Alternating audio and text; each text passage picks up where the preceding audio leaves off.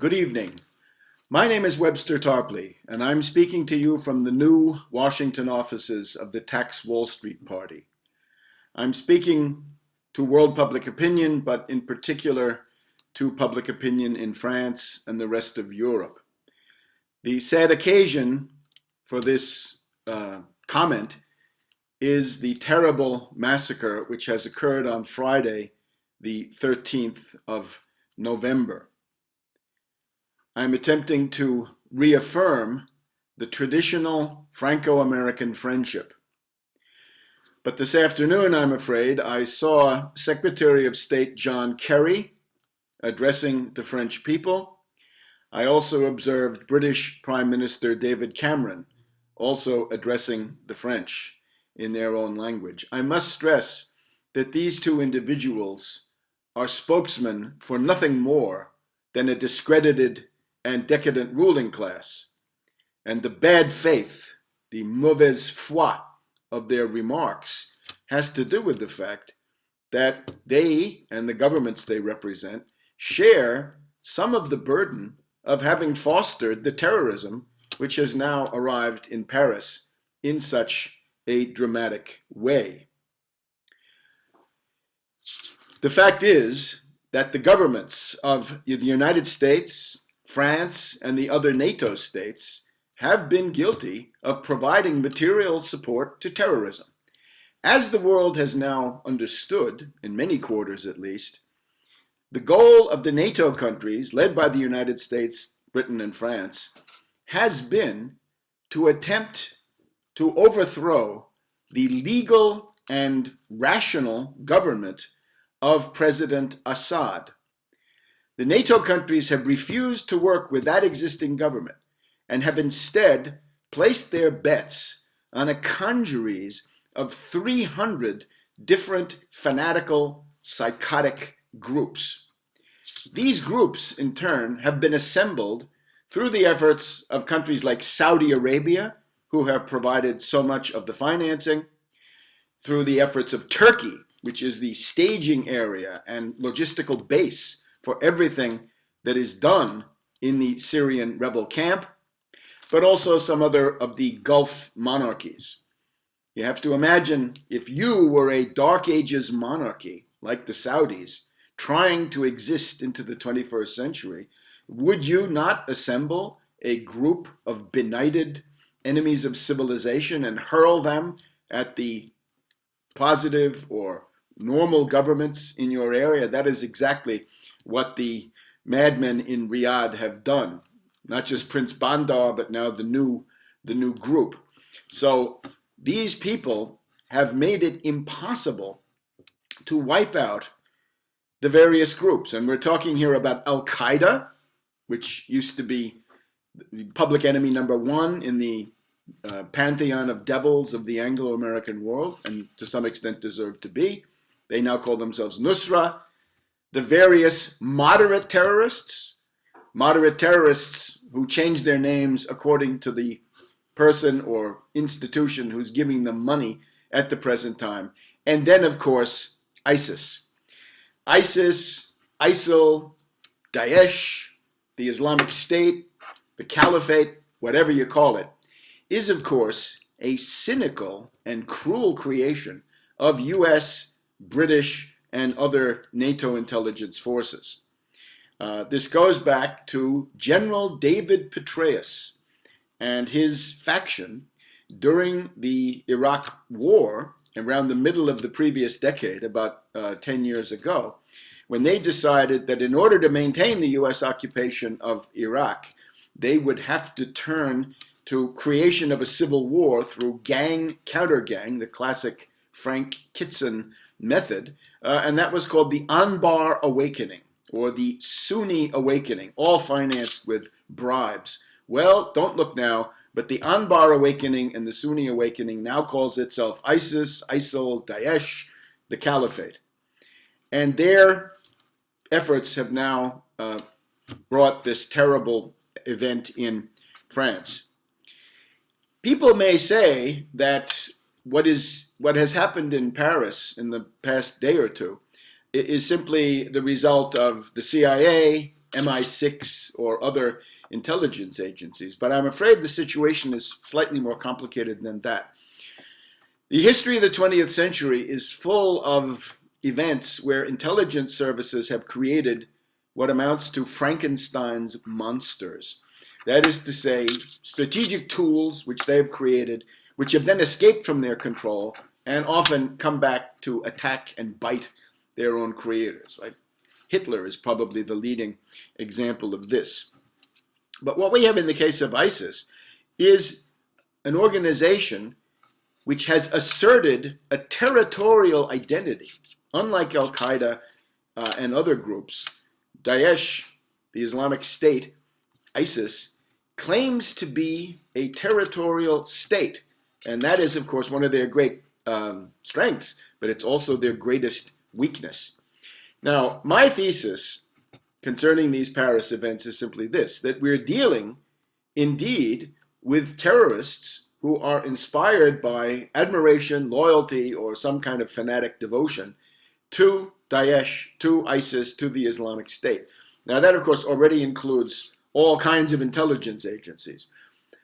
I would not say at this point that the principal guidance or the principal influence on ISIS or Daesh is the CIA. I think we've gotten to a situation where, because of the shifting strategic situation in the Middle East, the Russian presence and so forth, we now have a situation where the decisive influence on Daesh and ISIS comes in fact from Saudi Arabia, Turkey, and the common denominator of those two, which is the Muslim Brotherhood, the Ikhwan, created in the 1920s by British intelligence and engaged in an alliance with the CIA for these many decades, going back certainly to the 1940s and 1950s. And I would regard the Paris events as a kind of desperate attack, a vicious, horrific riposte, a retaliation on the part of ISIS for things that they think are being done to them. I know a lot of people would be thinking of these events in terms of a false flag. Let me say, I think I have done more than any living person to educate world public opinion about the importance of false flag terrorism, about the moles, the patsies, the technicians, the drills, the role of the media, and so forth. And I think a lot of people have gotten into a habit of simply saying, whenever anything like this happens, oh, another false flag. I'm afraid in this case, it may not be a false flag. It may indeed be a true flag. And one of the things you have to do is at least wait until somebody claims it before it can become a false flag. So the Pavlovian knee-jerk response of false flag won't help us. Now, therefore, we can say the French government says it's ISIS, ISIS says it's ISIS, and some of the terrorists, some of the patsies in that concert hall in Paris were known to scream Iraq and Syria and other quasi-religious slogans. So I think this is ISIS striking back against the fact that ISIS is in an extraordinarily critical situation and could indeed be crushed within a few weeks or months. Let's just look at that. What has happened to ISIS in the past several weeks? I think they're reeling. I think the Frankenstein's monster is back on his heels. We have a very reliable report that the ISIS forces in the area of Aleppo and Palmyra in Syria have been bombed by Russian forces to the point where they are decimated. They've lost a lot of their personnel because of the Russian bombing and also because of desertions. In other words, a lot of hysterical jihadis are not quite so desirous of martyrdom as they had seemed to be in the first place. And you remember that ISIS was offering all kinds of perks, right? Cars and apartments, to say nothing of other sweeteners that they put in there. So you can say that that area, the Aleppo and Palmyra area, probably cannot be held by ISIS through the end of the winter. The best guess is that They will be out of there by January at the latest. And of course, that's just a matter of 5 or 6 weeks. We've also had the Russo-Syrian forces advancing and indeed lifting the siege of one of the key airports in that area. It's a siege that had been going on for 2 years. Then, not to be neglected, the United States Air Force and Naval Aviation have joined with all of the relevant Kurdish factions, the PKK, the YPG, and the Barzani Kurdish government in northern Iraq, to capture the strategic town of Sinjar. This exploit was carried out in 24 hours. Now again, we've been accustomed to the constant harping of the Western media on how ISIS is invincible, how they're invulnerable, how they're 20 feet tall, how they have magical powers. They have none of that. The myth of ISIS invincibility is in tatters, and yet another rent in that shaky garment was now added by this successful offensive. The key strategic highway, Highway 47, between Mosul in the east and Raqqa, the terrorist capital in Syria in the west, that road has now been cut. The logistical route that ISIS needed between Mosul and Raqqa has now been interrupted on a stretch of 22 miles, and that will only grow. Another important event from the point of view of psychology is that the infamous terrorist Jihadi John, apparently a British citizen, has also been liquidated by a US drone strike. So if we put this all together, the ISIS terrorist combine has been under heavy attack, and they have suffered very, very significant losses. An event like what has happened in Paris is their attempt, I submit, to try to regain their prestige, to try to reconstruct their myth of invincibility by showing that they could strike inside Western Europe, even against a country which has tried to mount significant defenses. And we've also got to put the Paris events into a kind of context. That would be the following. We've had the terrorist attacks in Tunisia at the Bardo Gallery, but more recently, we've had the destruction of a Russian airliner over the Sinai Peninsula of Egypt with 225 dead. We've also had a despicable, cowardly terrorist bomb attack in southern Beirut, Lebanon, striking an area generally considered to be friendly to Hezbollah. Hezbollah, of course, providing yeoman service and valuable help to the Syrian Arab army, along with the Iranians, in fighting ISIS in Syria. So we seem now to have this pattern where it's ISIS. ISIS says they did Sinai. ISIS says they did Beirut. Now, what they say is, of course, not decisive, but it looks to me like this is another example. When we say ISIS, we're essentially saying the Saudis, the Turks, the MIT. We're talking about the Muslim Brotherhood, and we're talking about these rogue CIA and perhaps MI6 factions that want this to happen, that want to preserve ISIS because they regard ISIS, in effect, as a CIA secret army that can be used against Iran in Central Asia, against Russia in the Caucasus and Transcaucasus, places like Chechnya, Dagestan, and so forth. So what do we have? The striking thing about the media coverage of the Paris events in these first 24 hours or so is the constant harping on sophistication. Oh, these attacks are so sophisticated. They're so complex.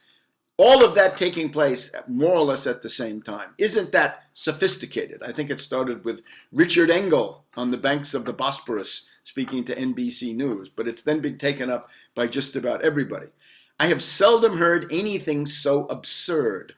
And I will try to show you that this nonsense, this prattling and babbling about sophistication, is probably a sign that we are indeed dealing with ISIS. Now remember, go back to last summer.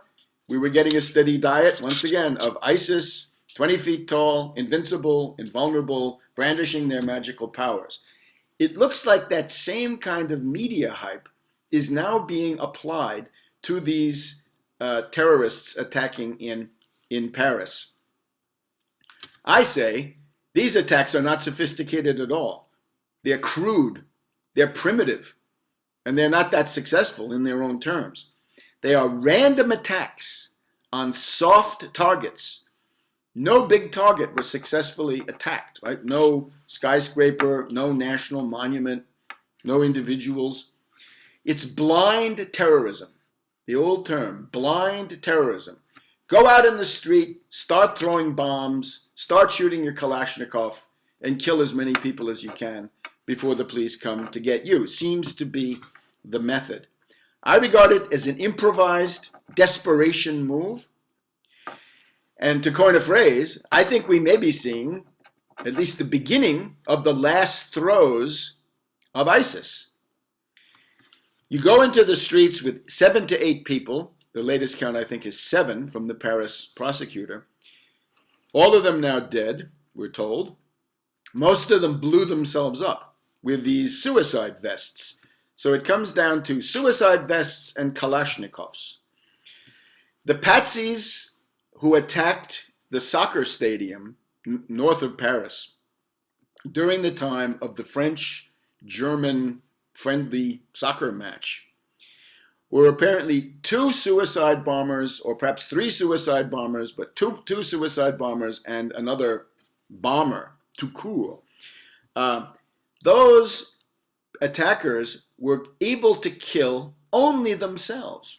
And they were in the presence of a soccer stadium filled with tens of thousands of people. There were apparently no victims other than the terrorists themselves. We're told by the Paris prosecutor that the kind of explosive that was used in these suicide vests was a very volatile kind. So maybe those suicide vests went off before they were intended to do so. Otherwise, the attack seemed to take the form of a shooting spree in automobiles, right? We're told about a black Seat or a black Volkswagen Polo. Terrorists simply going through the streets of Paris, coming upon cafes and restaurants, and beginning to open fire with these machine guns. So the victims are of all kinds. And we're told that one terrorist is identified as being a French citizen born in France. We also have 2 other individuals who supposedly came in through Greece, presumably through Turkey. And we have a big brouhaha about whether they were infiltrated or not. Now, it looks to me like you're dealing possibly with infiltrated elements, but principally with the infamous Paris banlieue, the suburbs of Paris, known to be a kind of graveyard of human aspirations, right? Populations of Algerians, Moroccans, other people from the Arab and Islamic world who have essentially been left there to their own devices. And they represent a breeding ground, a vivarium for all kinds of mischief. And they are, of course, regaled by Wahhabite preachers ordered in from Saudi Arabia and similar places with stories about the glories of martyrdom. So to sum it all up, it looks to me like this is a group of these apocalyptic preachers, perhaps with backup from people that have been infiltrated in, although perhaps not.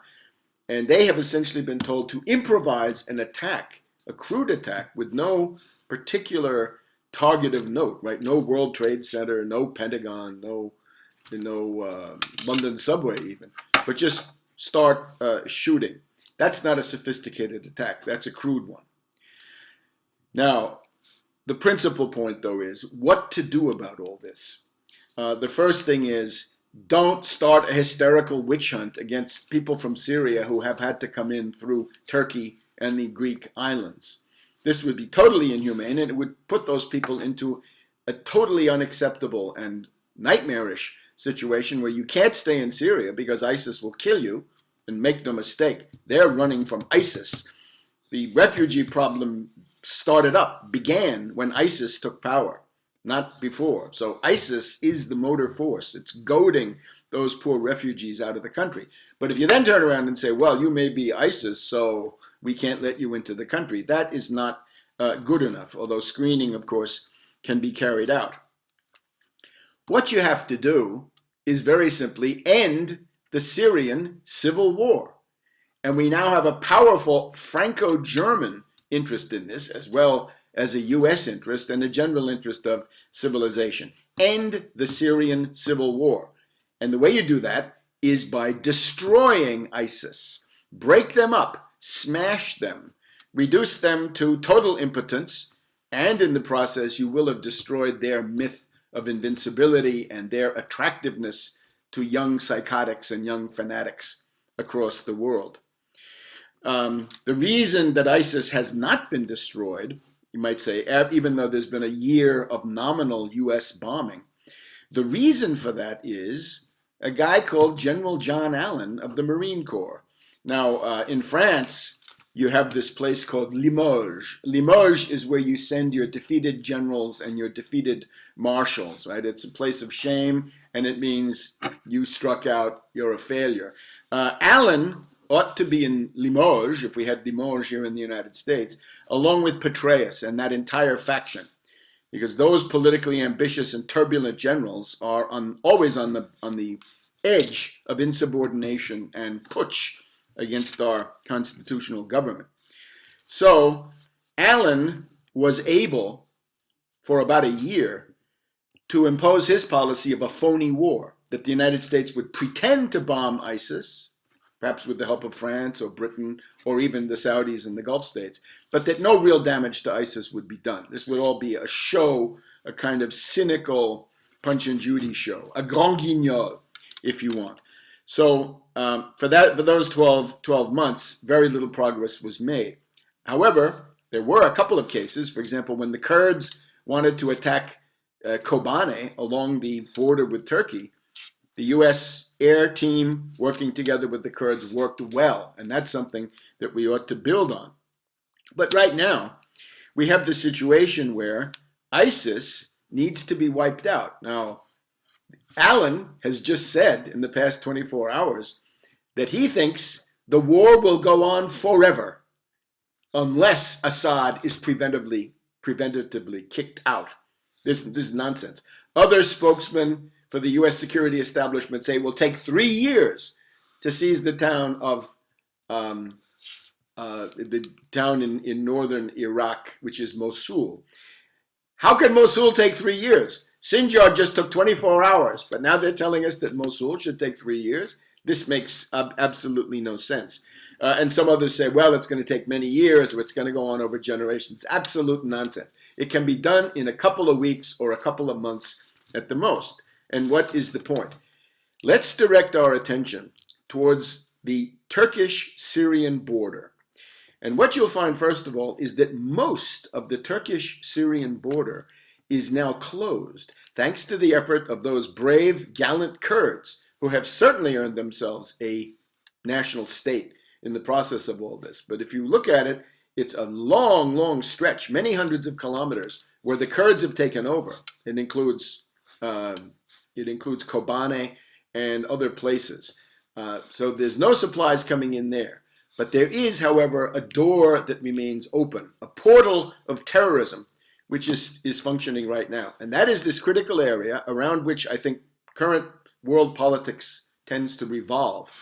That is to say, the stretch between Jarablus, which is on the west bank of the Euphrates River, that's the one point, and then the province of Ephraim. And that's a stretch of about 100 kilometers. Now, what goes through there? Everything.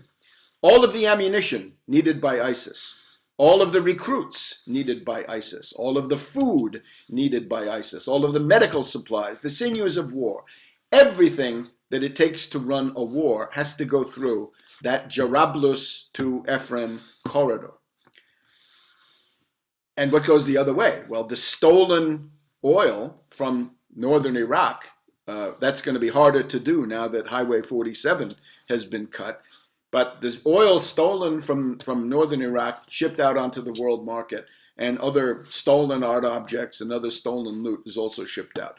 So for the first time now, after the fall of Sinjar, people are talking about ISIS as a group of mortals who have to have a supply line. They have to eat, they need fuel, they need bullets, they need all these things. What do you do to shut them down? It's easy. You cut their supply line. You interdict the Jarablus to Efren corridor. You close it. You smash it up. You cut their logistical jugular or their logistical aorta in a number of places, and they will wither on the vine. They will be a thing of the past. They will be out of business within weeks or a very few months. Now, I think the French people have the right to expect a solution in this case, and it would be along the following lines. The United States says, through Obama, that ISIS is the end of the world. President Putin of Russia agrees. He has labeled ISIS as a direct threat to Russia. Now, in both cases, the US case and the Russian case, we can say, put your aviation, put your military assets where your mouth is, Obama and Putin. Close that corridor. The most efficient thing you can do. It's nice to liberate Palmyra and Aleppo. It's nice to liberate Sinjar. Sinjar cuts the Islamic State in two. It means that Mosul probably cannot be held, but that's in the near future. We've also got a siege of Ramadi going on. The Iraqi army getting into the act, retrieving the criticism that they've undergone. Ramadi is right now completely isolated and is probably going to fall soon. So all of this can happen. But the one critical element is to cut the ISIS supply line. And again, Obama and Putin should be put under pressure to do that. Now, in the case of Hollande, Hollande has now, I think, undergone a very, very humiliating moment with this attack that we've just seen. If he wants to salvage his reputation, he has got to use those French assets, which are there. There's a French aircraft carrier in the area. That aircraft carrier could go to work interdicting that Jarablus to Efren corridor. And again, everything that's thrown into that area is the biggest payoff, the biggest bang for the buck in terms of destroying ISIS. I also want to remember Germany in all this, right? In some ways, Germany is the country that's paying one of the biggest prices for this, because that group of terrified refugees making their way across Turkey, then having to cross the ocean onto the Greek islands because of Turkish insensitivity and cruelty, a lot of them end up in Germany. Sweden has just announced that they're not going to be able to keep taking refugees, and I think this is an honest evaluation. Their capacity is being overwhelmed. They cannot cope. The influx is simply too great. And this applies then also to Germany. The German Bundeswehr has to exist for national defense purposes. The German Bundeswehr, military forces, and Bundesmarine would be able to close that Jarablus to Efren corridor. If that were to happen, a lot of people would stay in Syria. A lot of people who are on the road would turn around and go back. And some people who have, now looking out over the Baltic or the North Sea would decide that they'd rather be at home. To solve the refugee question, to remove the motor force driving those refugees out of their own country. Now, the only obstacle about this is the Turkish government, the Saudi government in the background. But the person who's going to scream the loudest about interdicting that supply corridor between Jarablus and Efren is Recep Tayyip Erdogan, the president of Turkey, somebody who is closely linked to the Muslim Brotherhood. And I'm afraid that he will just have to lump it.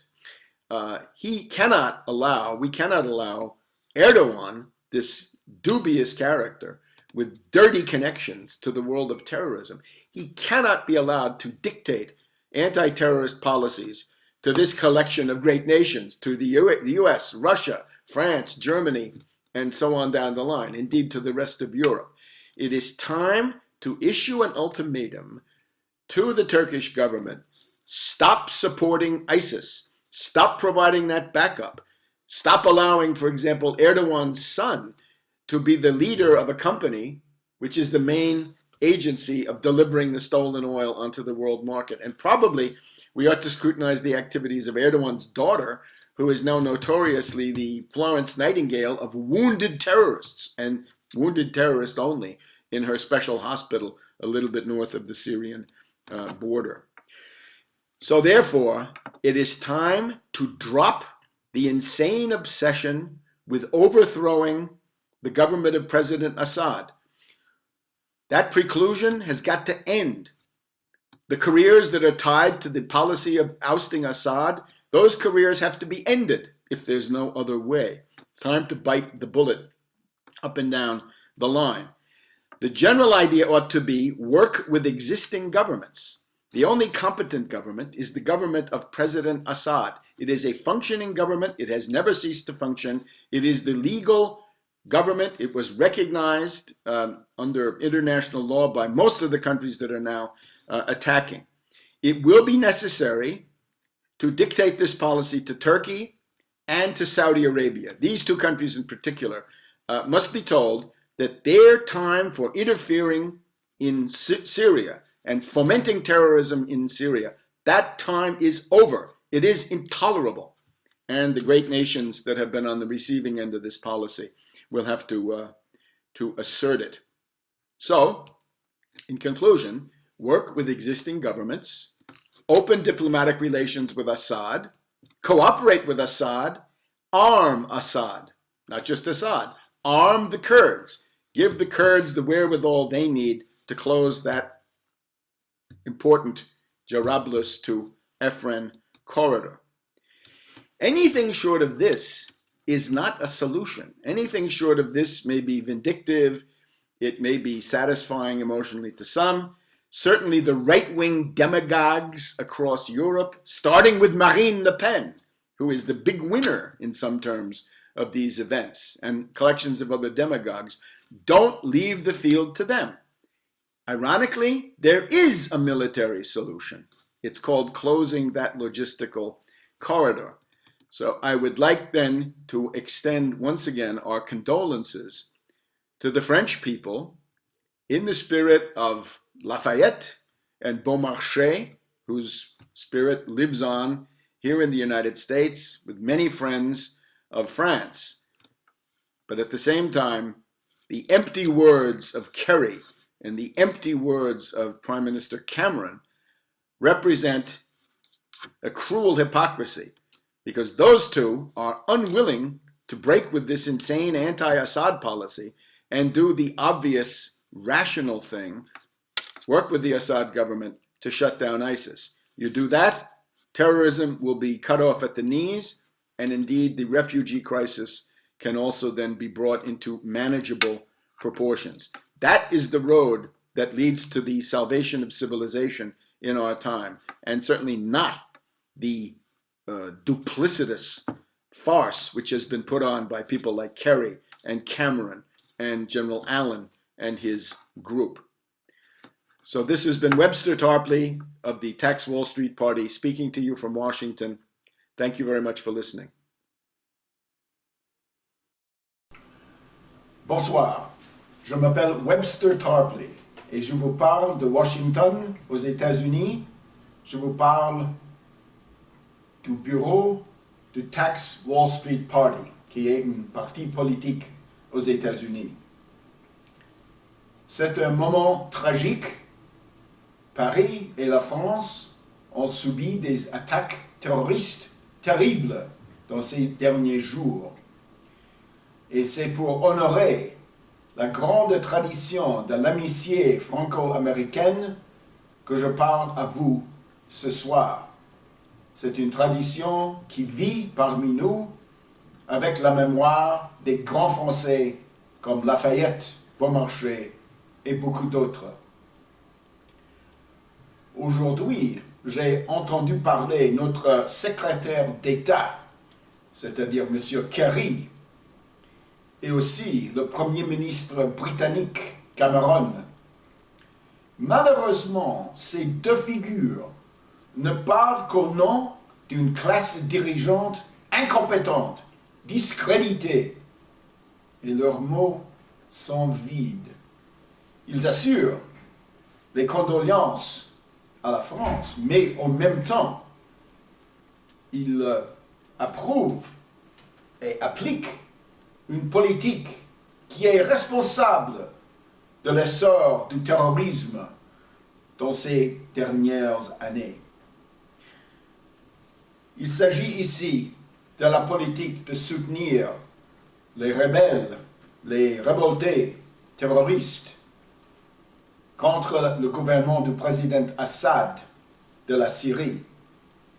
Le terrorisme frappe la France et l'Europe aujourd'hui parce que les gouvernements des pays de l'OTAN, en commençant avec les États-Unis, la Grande-Bretagne, la France et les autres, ont suivi une obsession, une préclusion absurde et meurtrière à l'égard du président Assad de la Syrie.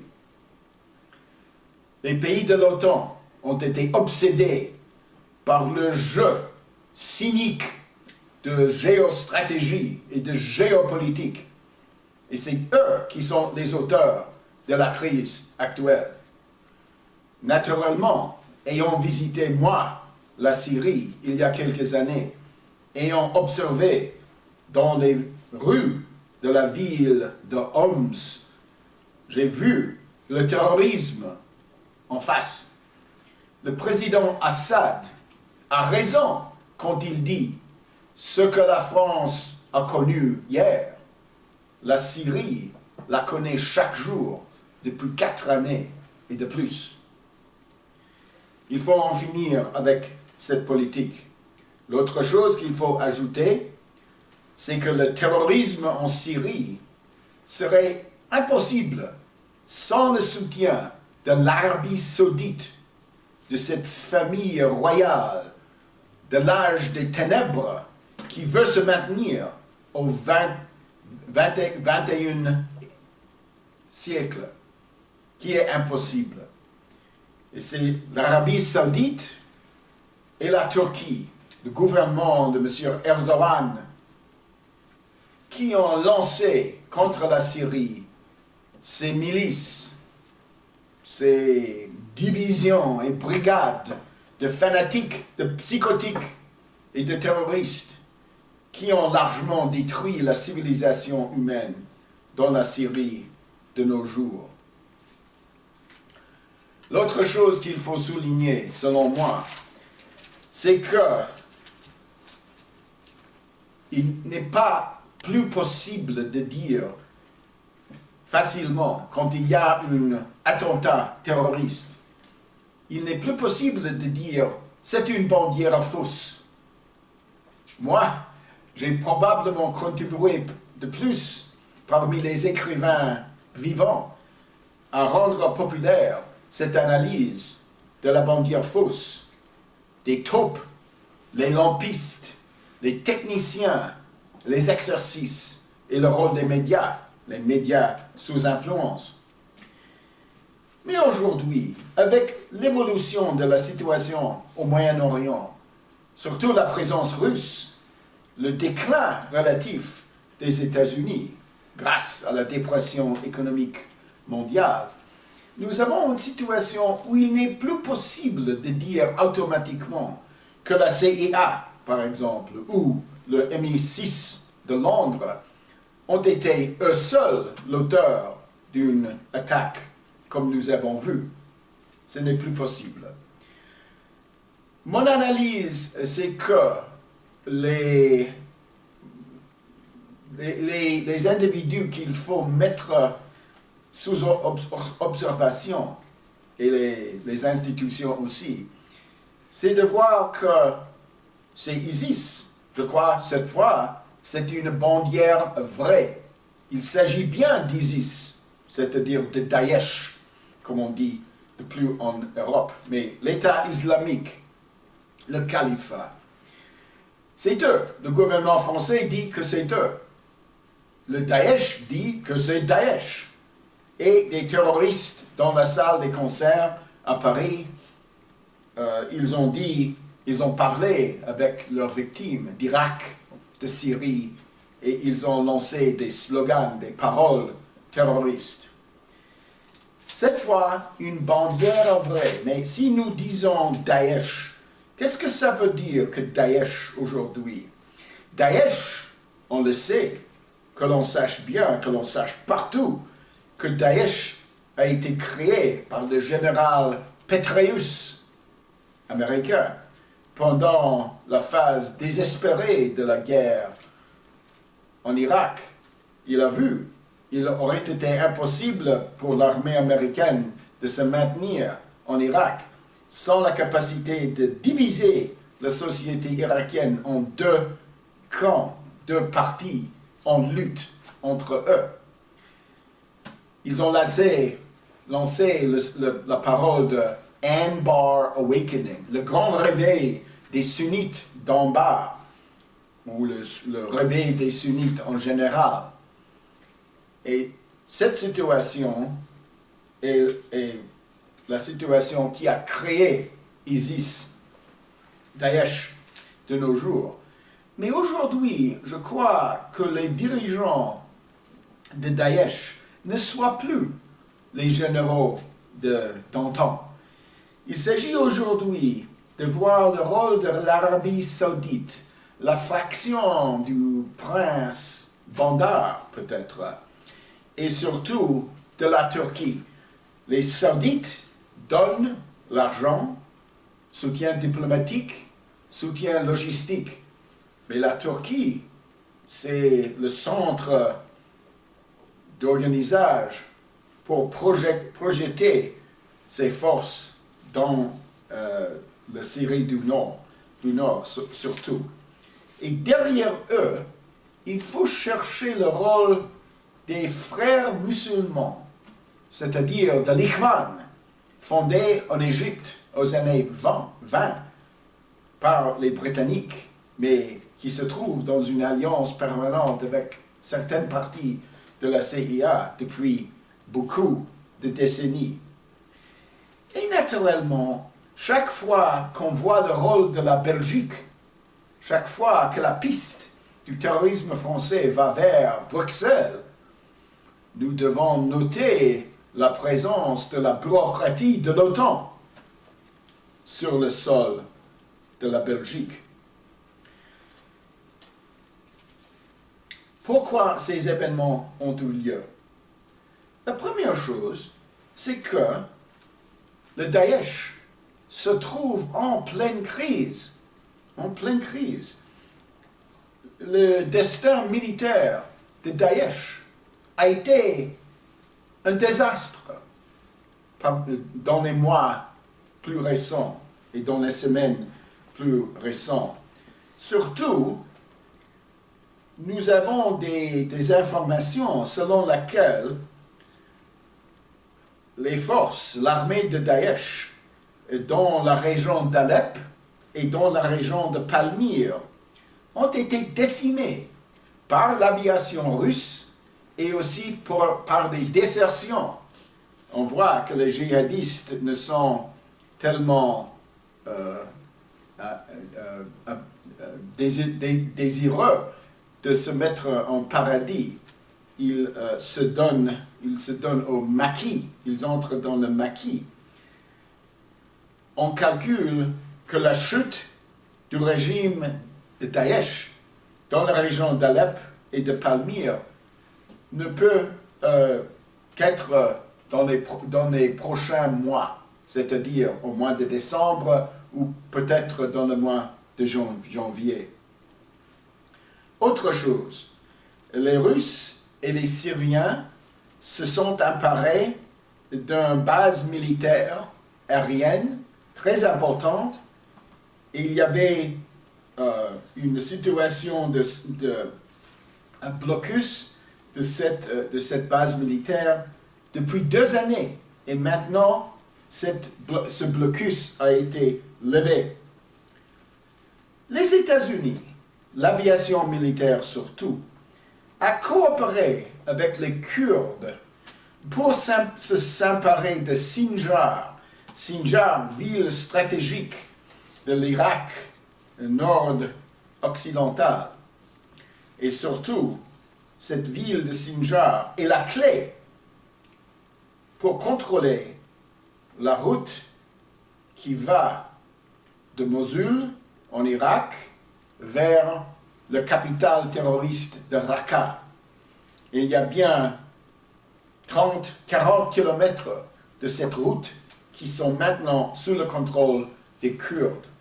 Et les Kurdes, il faut le souligner, les Kurdes, soient-ils les Kurdes de Syrie, les Kurdes d'Irak ou les Kurdes qui sont le gouvernement de la province du nord de l'Irak, ce sont les ennemis les plus efficaces de Daesh. Autre chose, l'armée irakienne se répand et a construit un blocus maintenant de la ville de Ramadi, dans le cœur même du Sunnistan qui avait été projeté par les Anglo-Américains. Les États-Unis même disent qu'ils ont tué le fameux terroriste Jihadi Jean, qui aurait été tué par un drone des États-Unis. C'est-à-dire, avec tous ces facteurs, la situation militaire de Daesh, elle est critique. C'est possible d'éliminer le Daesh dans des semaines ou dans des mois. Mais il ne faut pas attendre pour des années, comme disent les défaitistes aux États-Unis et ailleurs dans le monde. Daesh, c'est un tigre de cartes. Ils ne sont pas capables de lutter sans le soutien de l'Arabie saoudite et de la Turquie en même temps. Maintenant, Daesh a réagi à cette situation désespérée avec des attaques terroristes. Nous nous rappelons de l'attaque du Bardo en Tunisie. Nous nous appelons plus récemment de la destruction d'un avion de passagers russe dans les ciels du Sinaï égyptien. Il y a eu une bombe il y a quelques jours dans la partie méridionale de la ville de Beyrouth qui a tué beaucoup de personnes. C'est la région de la ville de Beyrouth qui est favorisée par Hezbollah. Et Hezbollah, naturellement, a fait des services très importants pour aider l'armée arabe syrienne dans la lutte contre les terroristes de Daesh. Il y a aussi des autres attaques, mais on voit cette continuité. D'où, je crois, une autre raison pour donner la responsabilité cette fois à Daesh. Maintenant, si nous voyons les médias sous influence dans ces derniers jours, nous voyons qu'ils parlent unisono de la grande sophistication, de la qualité extraordinaire de l'organisation de ces actes de cowardise et de terrorisme. Pourquoi ça? Il faut se rappeler que depuis le commencement de cette campagne de Daesh, les médias sous influence ont cherché, avec tous leurs moyens, de donner un statut pratiquement de super-homme aux terroristes de Daesh. Ils sont invincibles. Ils ont des puissances magiques même. Et naturellement, c'est ridicule. Un autre facteur qui me pousse à donner la responsabilité à Daesh, c'est que les médias sous influence traitent les terroristes de Paris avec la même méthode de louange et de les gonfler dans leur importance qu'ils ont déjà appliqué à Daesh. On dit ils sont tellement sophistiqués. Moi, j'ai écrit des livres de l'analyse du terrorisme. Je vous dis, ce ne sont pas des attaques sophistiquées. ce sont des attaques primitives, ce sont des attaques aveugles, ce sont des attaques qui ont des cibles tout à fait anonymes, des cibles qui ne sont pas dures. Il ne s'agit pas des tours jumelles ou du Pentagone ou de quelques monuments, l'Arc de Triomphe ou la Tour Eiffel. Pas question de tout ça. Ils ont commencé avec des lampistes dans la région de ce stade de football dans le nord de Paris. Mais il est intéressant de noter que avec 3 lampistes, avec 3 gilets de suicide, avec des explosifs là-dedans, ces 3 lampistes n'ont été capables que de tuer eux-mêmes. 3 lampistes, 3 victimes, pas d'autres. C'est, du point de vue du terrorisme, pitoyable. Ils ont été armés avec les fameux gilets et avec des kalachnikovs. Ce sont les moyens les plus primitifs. Il n'y avait pas de bombes sophistiquées, rien de tout ça. Moi, je vois là-dedans un état désespéré des terroristes. C'est-à-dire, ils ont été poussés à improviser une attaque à Paris pour lutter contre l'impression que Daesh s'est raté. Parce que dans le monde, Daesh est raté. C'est une tentative, si nous voulons, de créer l'impression d'une réalité fausse, de donner à Daesh une puissance qu'il n'a pas. Autre chose, c'est qu'ils ont choisi pour créer ces gilets explosifs, ils ont choisi des explosifs qui sont tout à fait labiles, impossibles, très difficiles à contrôler. Peut-être ils ont été explosés avant l'heure qu'ils voulaient. Nous avons donc des généraux aux États-Unis.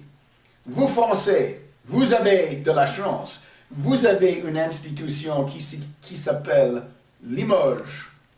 Limoges, c'est la destination des généraux vaincus et les maréchaux ratés. Malheureusement, nous, aux États-Unis, nous ne disposons pas d'un Limoges pareil. Si nous eussions un Limoges, ça serait la destination du général David Petraeus, parce que c'est lui l'architecte de Daesh pendant cette saison terrible de la guerre d'Irak. Et Petraeus se trouve au centre d'une clique, une camarilla de généraux ratés, pleins de ressentiments, et avec des ambitions politiques énormes. Il faut lutter contre ce que nous faisons, nous, le Tax Wall Street Party aux États-Unis. Le petit ami du général Petraeus, c'est le général Allen, John Allen. Ce qu'il a fait, c'est d'imposer la politique du drôle de guerre. Tout le monde se rappelle de cette phase étrange de la Deuxième Guerre mondiale, c'est-à-dire l'hiver de 1939-1940, quand il y avait la guerre entre l'Allemagne nazie et la France et l'Angleterre de l'autre part, mais il n'y avait pas de combattiments. Pas de combat. C'est Allen qui a imposé une politique pareille pour ce qui concerne le Daesh. Il était le tsar, l'empereur politique de cette coalition de 65 nations qu'on cite souvent, même si elle n'existe pas proprement. C'est Allen qui a dit « Nous allons faire semblant d'attaquer Daesh. Nous allons faire semblant de les bombarder. Mais nous n'allons pas leur faire du mal sur le plan sérieux. » drôle de guerre, phony war, Sitzkrieg. Ça, c'est l'explication pourquoi 12-14 mois de bombardement théorique de la part des États-Unis n'ont pas détruit le Daesh. Maintenant, il est bien que le président Poutine soit là et que l'aviation militaire de la Russie soit là pour prôner vers des actions plus efficaces. Et allons maintenant vers la solution de cette situation tragique. Les choses qu'il ne faut pas faire. Les grands médias sous influence citent volontairement maintenant le cas des 2 terroristes dont les passeports auraient été trouvés avec les timbres de la Grèce. Et cette idée est que l'afflux des réfugiés de la Syrie et des autres pays ravagés par la guerre, on cherche à créer un concept pour dire non à ces réfugiés si désespérés. Je ne crois pas que cette politique soit la politique juste. Il faut, au lieu de ça, et certainement, je dois le souligner, il ne faut pas faire de la dictature. On n'a pas besoin des États autoritaires. Nous, aux États-Unis, nous avons marre de tout ça après l'11 septembre et la loi des patriotes, soi-disant. Non. Il faut trouver une solution. Laquelle?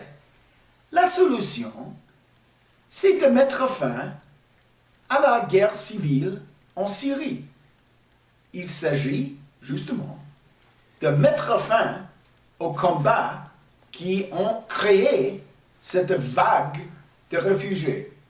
Et qu'est-ce que l'on peut faire? Nous avons vu la situation militaire désastreuse de Daesh. Il faut les frapper avec une attaque qui soit capable de commencer la destruction de cette formation si horrible. Qu'est-ce qu'il faut faire? L'attention géostratégique et géopolitique du monde entier doit être fixée sur la frontière entre la Turquie et la Syrie. Si nous allons voir une carte géographique de cette région, nous allons voir que les Kurdes se sont emparés de la quasi-totalité de cette frontière entre la Turquie et la Syrie. Pourquoi? Parce que les Kurdes sont des têtes militaires très capables. Ils ont vu que la clé de toute cette situation, c'est de bloquer les voies de logistique, les voies d'approvisionnement qui mènent de la Turquie en Syrie. Si vous bloquez la totalité de cette frontière, Daesh est vaincu. Daesh va cesser d'exister. Les Kurdes, avec des très grandes pertes et avec des actes de valeur de leurs femmes, les soldats, les Kurdes, de tous les types, ils ont bloqué la quasi-totalité de cette frontière, surtout avec la bataille de Kobani il y a quelques mois et avec leur campagne d'été qui est terminée vers la fin d'octobre. Il reste surtout un étroit couloir. Et l'étroit couloir est situé entre la ville de Jarablus qui est sur la rive occidentale de l'Euphrate, Jarablus dans l'est, 100 km qui portent à la province syrienne d'Efred, plus ou moins dans la direction d'Alep. Ça, c'est la clé de toute cette situation. Pourquoi? Les hommes de Daesh, les fanatiques, les terroristes, ne sont pas des super-hommes. Ils ont des besoins. Ils ont besoin de la logistique. Ils ont besoin des munitions, de la nourriture et aussi de l'essence qui doit venir de la Turquie et aussi des nouveaux fanatiques pour être massacrés dans les batailles. De l'autre côté, il y a les pétroles volés en beaucoup de cas par le fils même d'Erdogan qui dirige ces trafics. Et aussi, il y a aussi la fille d'Erdogan qui dirige un hôpital pour les terroristes blessés et pour eux seuls. Si nous voyons ce trafic si intense, il suffit de couper ces voies de logistique, de bloquer ces voies d'approvisionnement. Et après ça, Daesh est condamné à disparaître. Que l'on le fasse maintenant. C'est dans cet esprit que nous parlons au président américain Obama. La coopération des Kurdes avec l'aviation militaire des États-Unis a eu des succès devant Kobané et maintenant à Sinjar. C'est une équipe qui marche bien. Nous parlons au président russe, Poutine, disant à lui, vous avez identifié le Daesh comme une menace existentielle pour le futur de la Russie. Procédez donc à frapper ce couloir, à bloquer les voies de logistique de l'ennemi Daesh. Les Russes ont acquis une nouvelle raison pour frapper le Daesh après la tragédie de leur avion avec les 225 morts en Égypte. Maintenant, la France aussi a acquis une raison pour frapper Daesh. Les morts de Paris s'écrient pour conclure, pour mettre fin à cette tragédie du Moyen-Orient. Et il ne faut pas oublier l'Allemagne. L'Allemagne a un intérêt national très important dans cette question. Les réfugiés qui viennent de la Syrie vers l'Europe du Nord, vers l'Allemagne, vers la Suède et autres pays, ils sont trop nombreux, même avec une grande volonté positive. Ils sont trop. L'Allemagne elle-même n'est pas capable de les accepter, n'est pas capable de créer des structures nécessaires pour les intégrer dans la société. La solution humanitaire, je le répète, c'est de mettre fin à la guerre civile de Syrie. Le moyen pour faire ça, c'est